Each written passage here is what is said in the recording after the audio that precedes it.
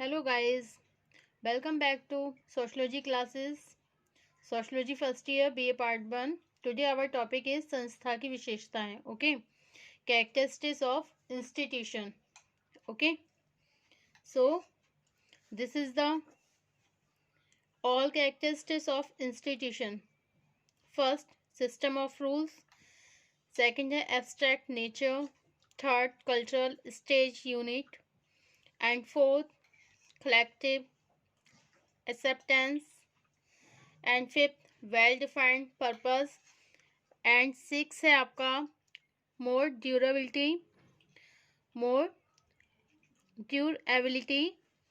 And seven है cultural tools. And eight clear traditions. Okay, this is the all characteristics of the institution.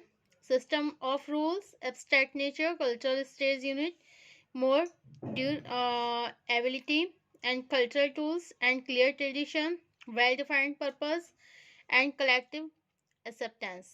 Okay, this is the all characteristics of the institution. Now we explain the all characteristics. First है आपकी system of rules, नियमों की व्यवस्था. Okay, what is institute? संस्था किसे कहते हैं? पहले भी एक्सप्लेन कर दिया गया आपको कि संस्था क्या है.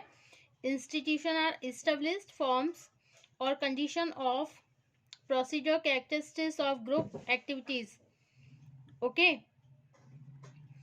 सामूहिक क्रिया की विशेषता को बताने वाली कार्य प्रणाली के स्थापित रूप अथवा कार्य विधि को ही हम संस्था कहते हैं. किसे कहते हैं संस्था? सामूहिक क्रिया की विशेषता को बताने वाली कार्य प्रणाली के स्थापित रूप अथवा कार्य विधि को ही हम संस्था कहते हैं. ओके, अकॉर्डिंग टू रॉस के अनुसार सामाजिक संस्थाएं सामान्य इच्छा द्वारा स्वीकृत और स्थापित मानवीय संबंधों की संगठित व्यवस्था है. सामाजिक संस्थाएं क्या होती हैं? सामाजिक संस्थाएं सामान्य इच्छा द्वारा स्वीकृत और स्थापित मानवीय संबंधों की संगठित व्यवस्था है. Okay, social institutions are sets of organised human relationship established or sanctioned by the common will. Okay, so this is the definition of the institution. Okay, now we get the introductions of the characteristics of institution. Okay, संस्था की विशेषताएं. First है आपका system of rules, नियमों की व्यवस्था.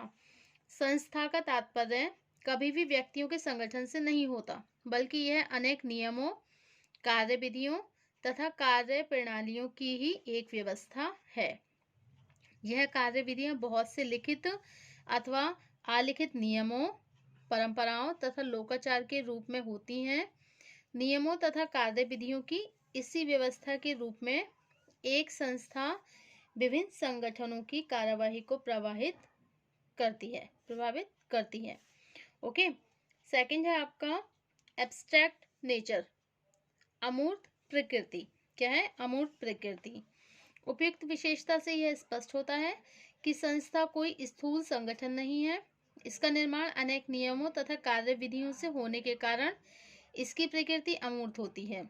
इसका तात्पर्य यह है कि संस्था के अनुसार व्यक्तियों के व्यवहार को तो व्यक्ति के जो व्यवहार होते हैं वो तो प्रभावित होते हैं, लेकिन किसी संस्था के ढांचे को मूर्त रूप से देखा नहीं जा सकता. ओके, अमूर्त प्रकृति क्या होती है? Abstract nature. संस्था कोई स्थूल संगठन नहीं है. ओके, इसका निर्माण कैसे हुआ है? अनेक नियम और कार्य विधि से होने के कारण इसकी प्रकृति अमूर्त होती है, क्योंकि इसमें बहुत सारे नियम होते हैं और कार्य विधियां होती हैं. अब कार्य विधि होने के कारण इसकी प्रकृति कैसी होती है? अमूर्त होती है. Okay, it's mean that according to institution व्यक्ति के व्यवहार तो प्रभावित होते हैं, लेकिन किसी संस्था के ढांचे को मूर्त रूप से देखा नहीं जा सकता.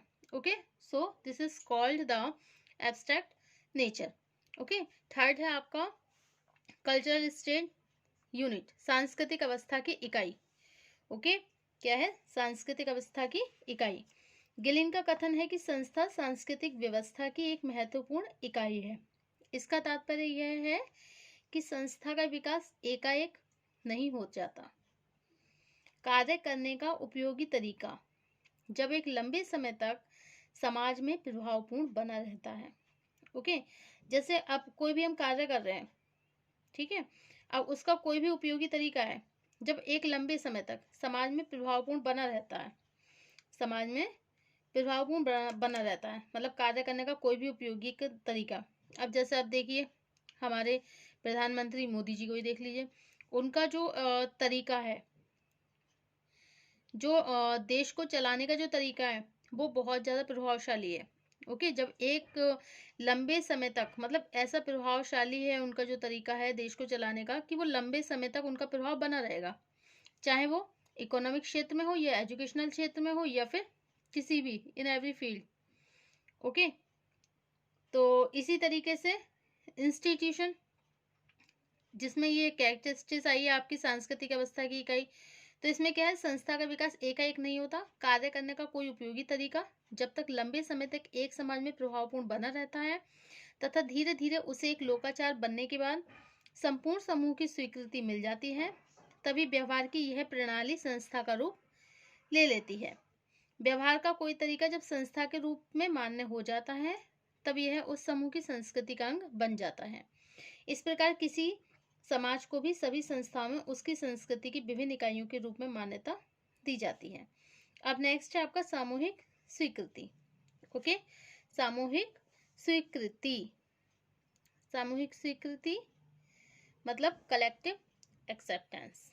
ओके, नियमों की कोई व्यवस्था एक संस्था का रूप तभी लेती है जब उसे पूरे समय या समुदाय की स्वीकृति प्राप्त हो जाती है। ओके, उदाहरण के लिए देखिए, विवाह क्या है, एक संस्था ही तो है। Marriage is a institution, marriage is a institution. Okay, जिससे संबंधित सभी नियम संपूर्ण समूह और राज्य द्वारा स्वीकृत होते हैं। अब इसमें जो भी नियम होते हैं, जैसे मैरिज में जो भी रूल्स होते हैं और जो भी ग्रुप्स होते हैं, वो सारे हमारे राज्य द्वारा स्वीकृत होते हैं। इससे स्पष्ट होता है, क्या स्पष्ट होता है कि social institution are pattern of the behavior grouped about the central social needs of human beings. Okay, social institution are the pattern of behavior grouped about the central social needs of human beings. Okay, यदि कुछ व्यक्ति अपने व्यक्तिगत हितों को पूरा करने के लिए कुछ विशेष नियम अथवा कार्य प्रणालियों का पालन करने लगे तो उन्हें संस्था नहीं कहा जा सकता। But in other words, we can say that social institutions are the pattern of behavior grouped about the central social needs of human beings. Okay. सामाजिक संस्थाएं आचरण के वह प्रतिमान हैं जो मनुष्य की प्रमुख आवश्यकताओं की पूर्ति के लिए निर्मित हुए हैं। ठीक है, अब नेक्स्ट है आपका सुपरिभाषित उद्देश्य। सुपरिभाषित उद्देश्य, वेल डिफाइंड पर्पस। ओके, सुपरिभाषित उद्देश्य, प्रत्येक संस्था कुछ स्पष्ट उद्देश्यों को लेकर विकसित होती है। यह उद्देश्य वो होते हैं जो व्यवहारिक रूप से उपयोगी और समाज कल्याण से संबंधित समझे जाते हैं। इन्हीं उद्देश्यों के संदर्भ में एक समूह की संस्थाएं अपने सदस्यों के व्यवहारों पर नियंत्रण रखती हैं और पारस्परिक संघर्षों की संभावना को कम से कम करने का प्रयत्न करती हैं। अब नेक्स्ट है आपका आर्थिक स्थायित्व। आर्थिक स्थायित्व, मोर ड्यूरेबिलिटी। ओके, आर्थिक अधिक स्थायित्व, सॉरी आर्थिक नहीं है, अधिक है बल्कि, तो क्या है, अधिक स्थायित्व। विभिन्न समितियों तथा संघों की तुलना में संस्था कहीं अधिक स्थायी होती है। वास्तव में व्यवहार का कोई तरीका अथवा कार्यविधि जब बहुत लंबे समय तक अपनी उपयोगिता प्रमाणित करती रहती है, केवल तभी उसे संस्था का रूप मिल पाता है। एक संस्था के रूप में जब किसी कार्यविधि को संस्कृति का अंग मान लिया जाता है तब प्रत्येक व्यक्ति उसी के अनुसार आचरण करना सामाजिक और नैतिक रूप से आवश्यक समझने लगता है। ओके, अब नेक्स्ट है आपका सांस्कृतिक उपकरण। सांस्कृतिक उपकरण, कल्चरल टूल्स। ओके, सांस्कृतिक व्यवस्था की एक इकाई के रूप में संस्था को प्रभावपूर्ण बनाने के लिए इसमें अनेक सांस्कृतिक उपकरणों का समावेश हो जाता है। ओके, यह उपकरण भौतिक भी हो सकते हैं और अभौतिक भी। उदाहरण के लिए विवाह एक संस्था है तथा इससे संबंधित मूल्यों को वेदी, कलश, मंडप, यज्ञ तथा मंत्र से सांस्कृतिक उपकरणों द्वारा स्पष्ट किया जाता है। अब नेक्स्ट है आपका स्पष्ट परंपराएं, क्लियर ट्रेडिशंस। ओके, क्या है? Clear traditions. सामाजिक संस्थाओं में परंपराओं का महत्व सबसे ज्यादा है। कोई संस्था जिन परंपराओं के आधार पर विकसित होती है उनमें कुछ परंपराएं लिखित होती हैं, कुछ अलिखित। इसके बाद भी ऐसी परंपराएं एक समूह के सदस्यों के व्यवहारों को प्रभावित करती हैं और संस्था से संबंधित परंपराओं का पालन न करने वाले लोगों को अक्सर सामाजिक रूप से दंडित भी किया जाता है। इसी के फलस्वरूप संस्थाएं सामाजिक नियंत्रण का प्रमुख आधार बन जाती हैं। ओके, संस्था इन सभी विशेषताओं के आधार पर यह निष्कर्ष दिया जाता है, इन सभी विशेषताओं के आधार पर सामाजिक संस्था परस्पर संबंधित परंपराओं, लोकाचारों तथा कानूनों का संकुल, मतलब कॉम्प्लेक्स है कानूनों का, जिसका कार्य व्यवहार के तरीकों का निर्धारण करके सामाजिक जीवन को अधिक संगठित बनाना होता है। ओके, संस्था की इन सभी विशेषताओं के आधार पर यह निष्कर्ष दिया जा सकता है कि एक सामाजिक संस्था परस्पर संबंधित परंपराओं, लोकाचारों तथा कानूनों का संकुल कॉम्प्लेक्स है, जिसका कार्य व्यवहार के तरीकों का निर्धारण करके सामाजिक जीवन को अधिक संगठित बनाना होता है। Okay, social institution are sets of organized human relationship established or sanctioned by the Commonwealth by Ross Principles of Sociology। Thank you for watching this video and next topic होगा हमारा समिति तथा संस्था में अंतर। Thank you।